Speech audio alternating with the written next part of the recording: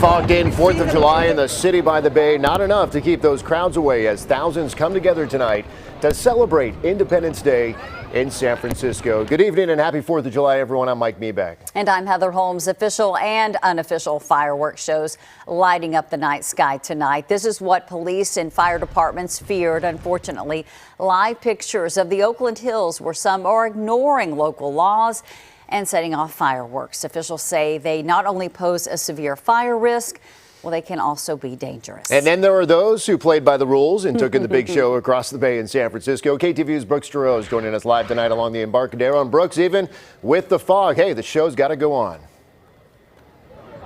Oh, that's right. But in pure San Francisco fashion, Carl the Fog wins out the night again. We couldn't see much, but it didn't stop thousands of people from coming out here. And you know what is notable here is all the sights of smiling faces and families coming together, the sounds of people laughing, and of course the smells of the hot dogs, the popcorn, the pizza, all of it capping off right out here with that beautiful fireworks display that, of course, many of us could not see, but we could hear, of course. And time spent with family, especially earlier today for many families as they went to some of those patriotic parades, or maybe they escaped from reality while just looking at the sky and spending time with each other. Maybe it was even a backyard barbecue, something like that.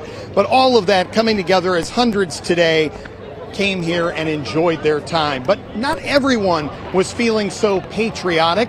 Not everyone wanted to celebrate America's birthday. For some people, they thought it was a wake-up call and also a time of reckoning.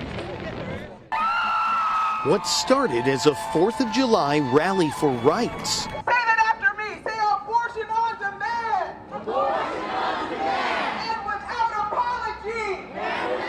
apology. Quickly spilled onto the streets of San Francisco, protesters with a message. We're not all free anymore, so what is there to celebrate? Not red, white, and blue, but green, a sign of standing in support of abortion rights after the Supreme Court overturned Roe v. Wade. Do the millions of women that are sort of impacted by this decision, are they really free? Like, are those women free?